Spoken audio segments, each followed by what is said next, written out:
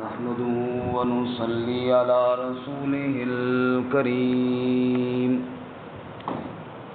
أما بعد فأعوذ بالله من الشيطان الرجيم بسم الله الرحمن الرحيم وواعدنا موسى 30 ليلة وأتممناها ب10 فتم ميقات ربه 40 ليلة وقال موسى لأخيه هارون اخلفني في قومي وأصلح ولا تتبع سبيل المفسدين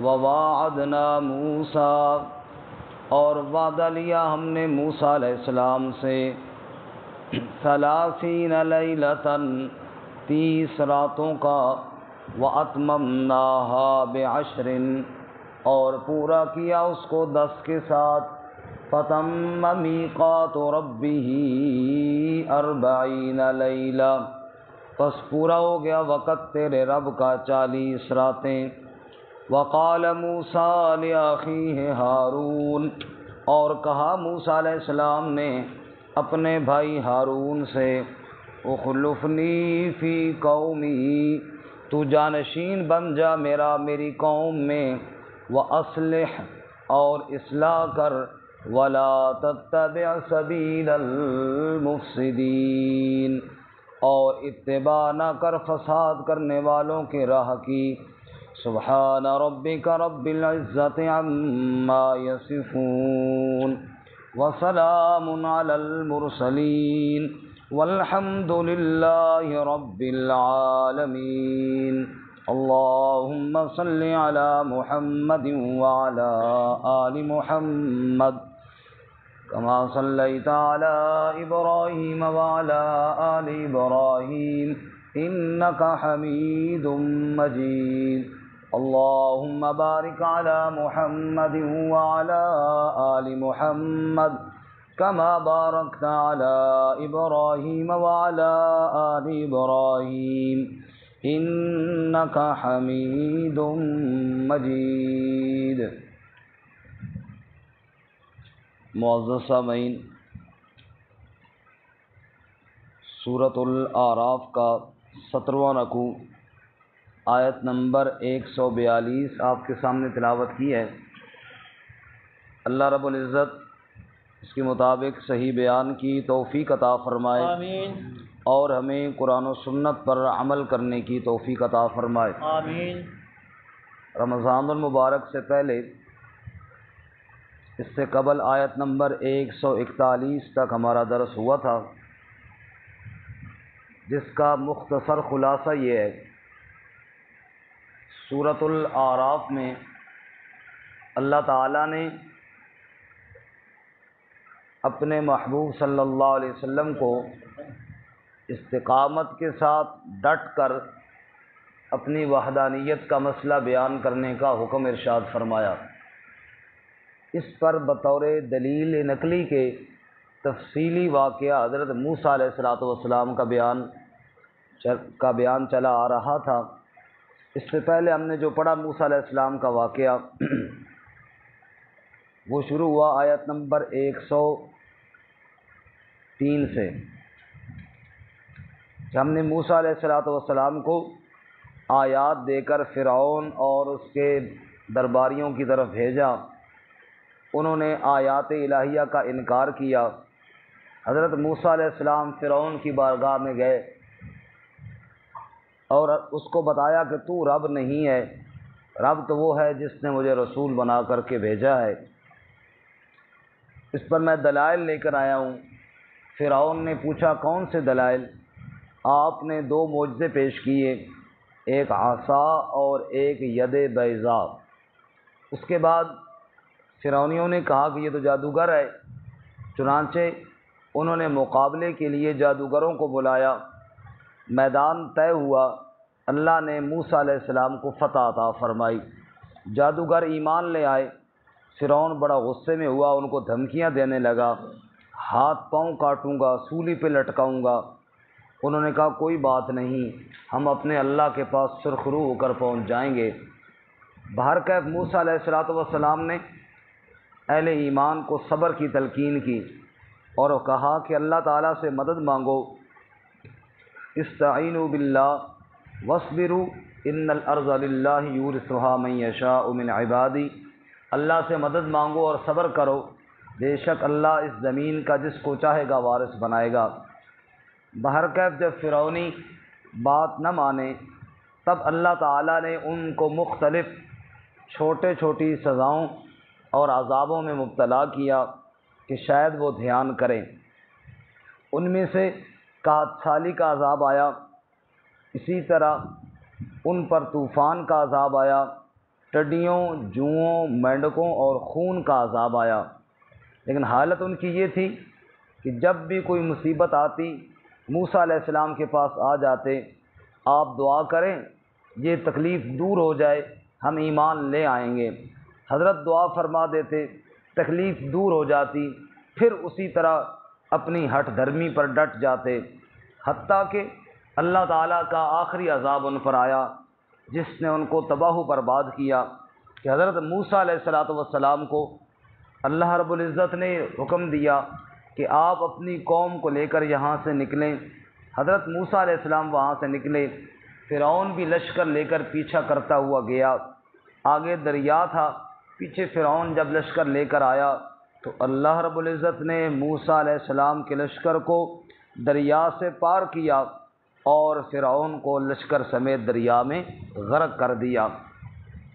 یہاں تک ایک واقعہ پورا ہوا موسیٰ علیہ السلام کے حالات کا کہ دشمن سے جان چھوٹی اور دشمن برباد ہوا اور غرق ہوا، اور موسیٰ علیہ السلام اور ان کے ساتھی آزاد ہو کر وہاں سے روانہ ہوئے۔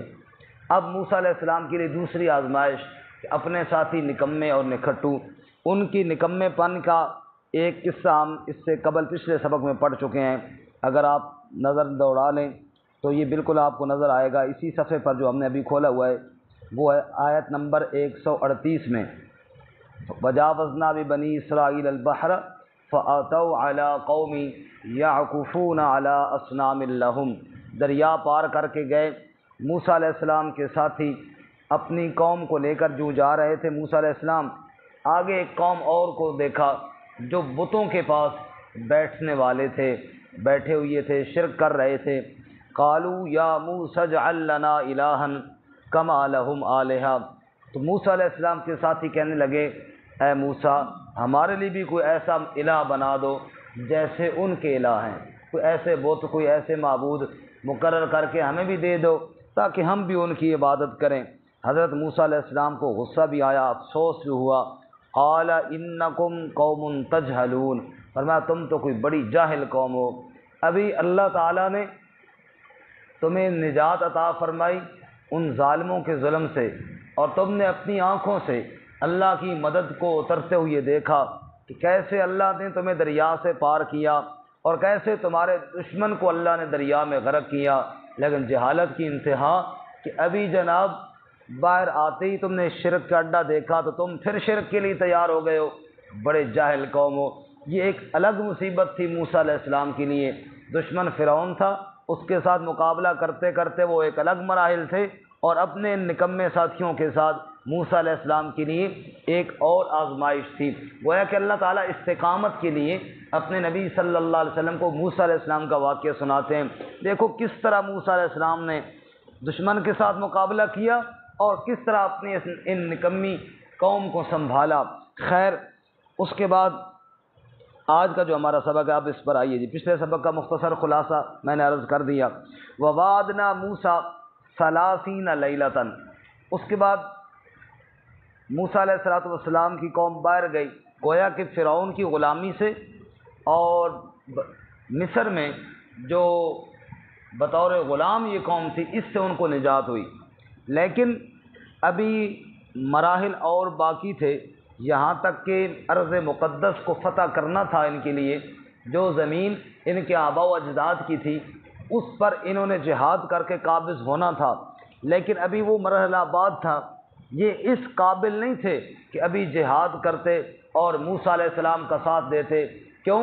ایمانی لیول ابھی ان کا اتنا کمزور تھا کہ باہر آتے ہی شرک کے لیے تیار ہو گئے، جیسے ابھی ہم نے پڑھ لیا۔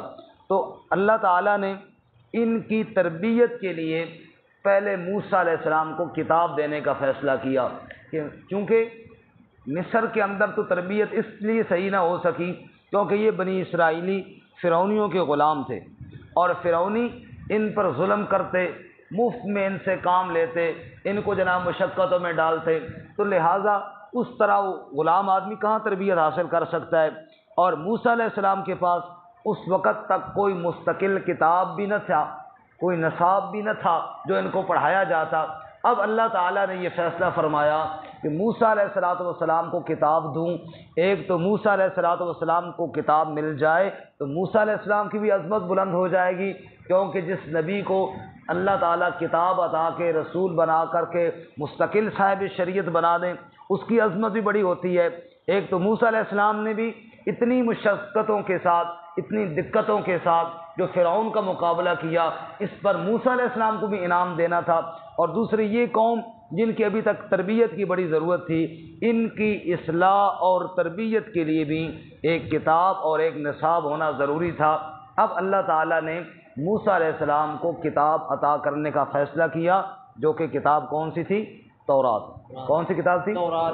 تورات دینے کا فیصلہ کیا۔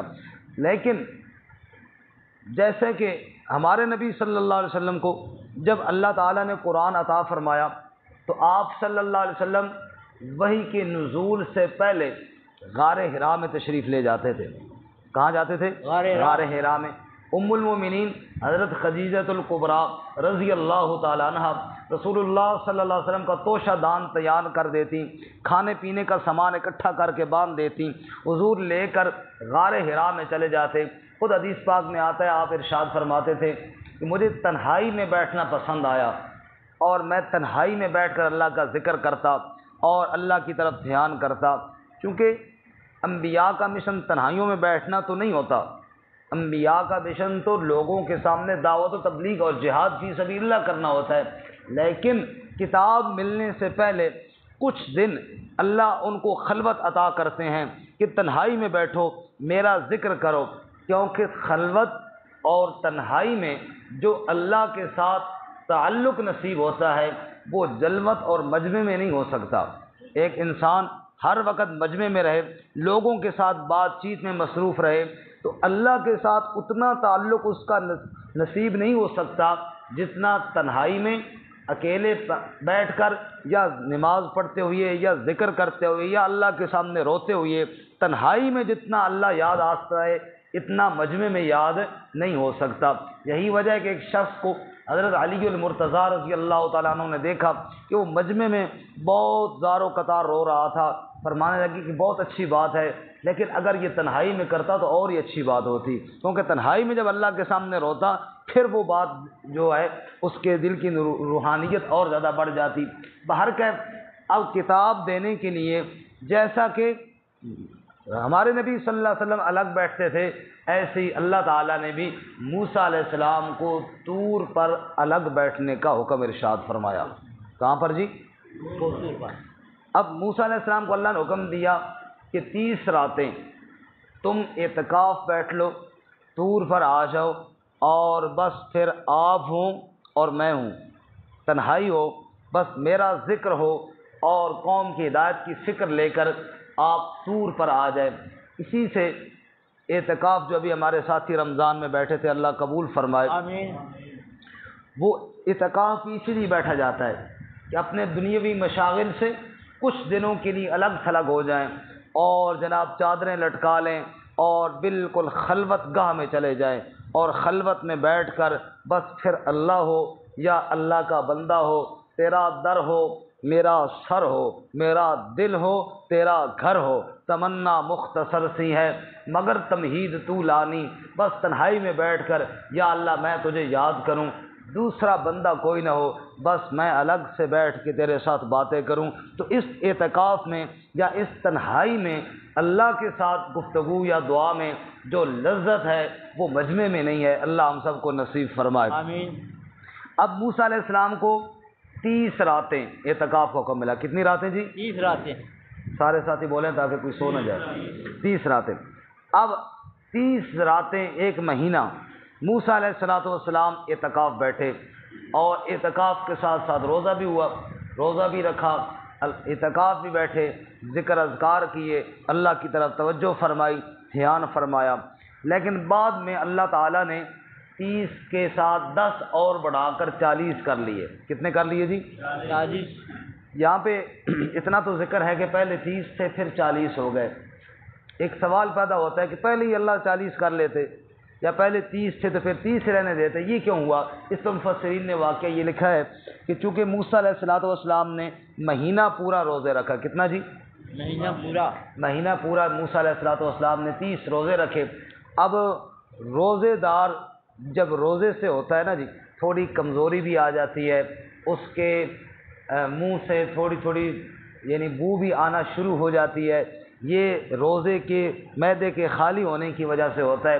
کیونکہ اس وقت موسیٰ علیہ السلام افطاری ہماری طرف نہیں کرتے تھے کہ جناب افطاری کی تو ساری کسر ہی نکال لی. اس وقت تو دور پہ بیٹھے تھے، ظاہر بات ہے پتہ نہیں افطاری کے لیے کوئی ہلکی پھلکی چیز ملتی ہوگی. پھر مسلسل جناب روزہ روزہ روزہ، اور جناب کھانے پینے کی یہ کیفیت تو نہیں ہوتی تھی، اس لیے وہ حالات بنے. موسیٰ علیہ السلام نے جب 30 دن پورے کیے نا، اب موسیٰ علیہ السلام کو ہوا کہ رب سے ہم کلام ہونا ہے، کتاب ملنی ہے. خوب موسیٰ علیہ السلام نے مسواک شسواک کی، صفائی اشفائی کی، تاکہ منہ کی کوئی بو شو نہ رہے، کیونکہ اللہ سے ہم کلام ہونا ہے. کس سے ہم کلام ہونا ہے؟ اللہ تعالیٰ سے. زبیر صاحب ادھر تک کو نا میرے. کس سے ہم کلام ہونا ہے جی؟ اللہ تعالیٰ سے ہم کلام ہونا ہے. اب کیا ہوا جی؟ اللہ تعالیٰ نے فرمایا موسیٰ تو نے صفائی تو کی ہے، منہ صاف ستھرا کیا ہے کہ میرے ساتھ ہم کلام ہونا ہے، لیکن تجھے شاید یہ احساس نہیں ہے کہ جب روزہ دار بھوکا ہوتا ہے اور پیاسا ہوتا ہے اور اس کے منہ سے جو بو آتی ہے، اللہ کے ہاں اس کی بو کی عزت مشک سے بھی زیادہ ہے. سبحان اللہ. اس لیے 10 روزے اور رکھو.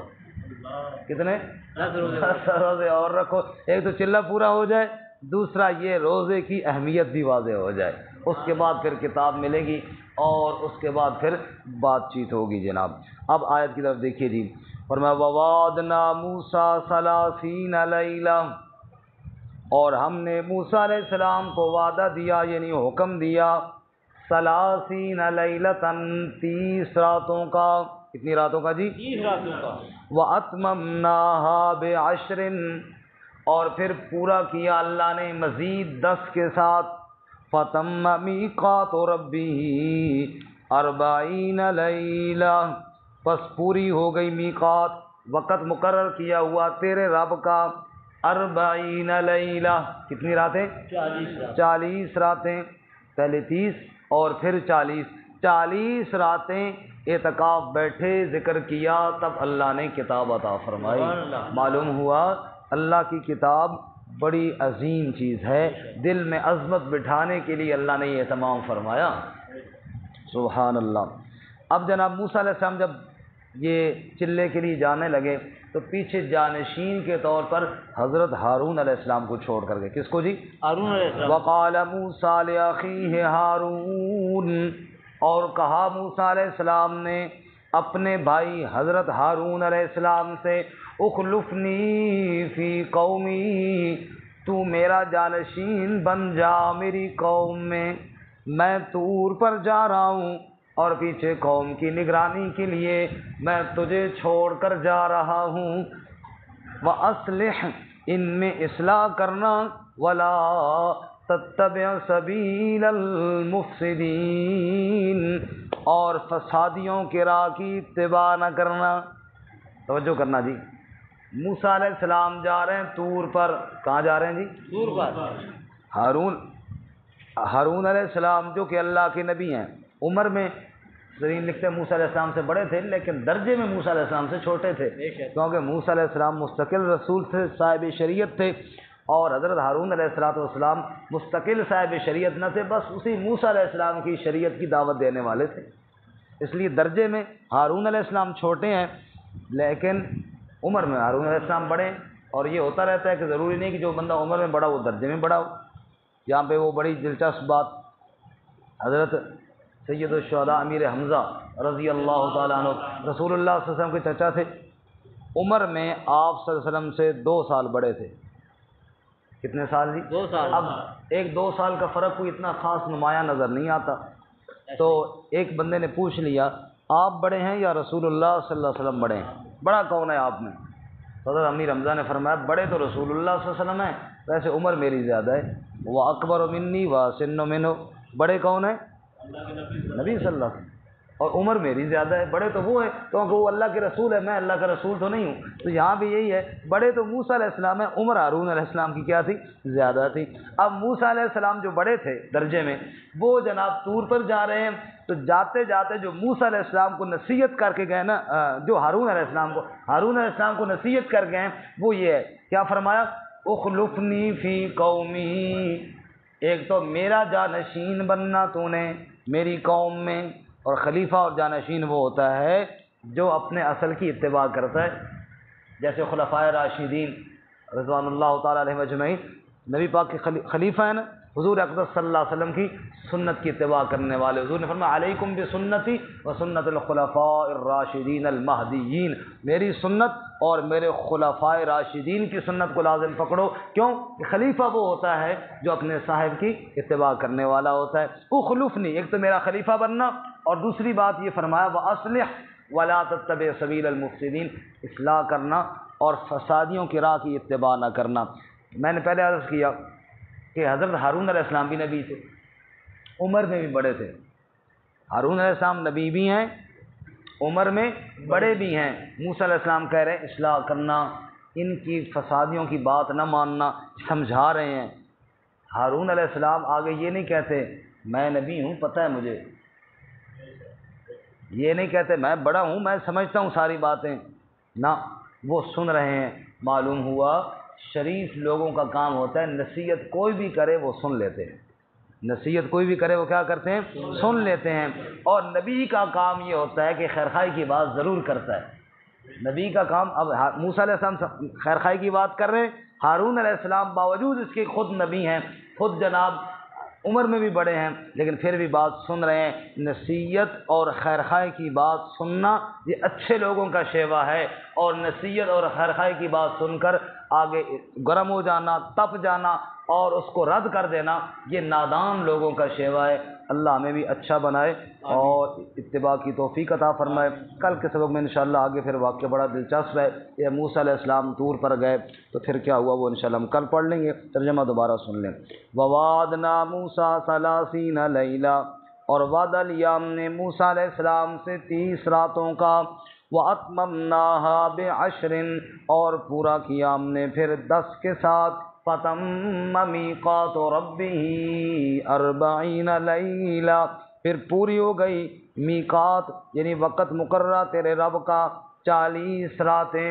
وقال موسیٰ، اور کہا موسیٰ علیہ السلام نے لأخیہ ہارون، اپنے بھائی ہارون سے، اخلفنی فی قومی، جانشین بن جا میری قوم میں، وَأَصْلِحْ، اور اصلاح کر، وَلَا تَتَّبِعْ سَبِيلَ الْمُفْسِدِينَ، اور اتباع نہ کرنا فساد کرنے والوں کے راستے کی۔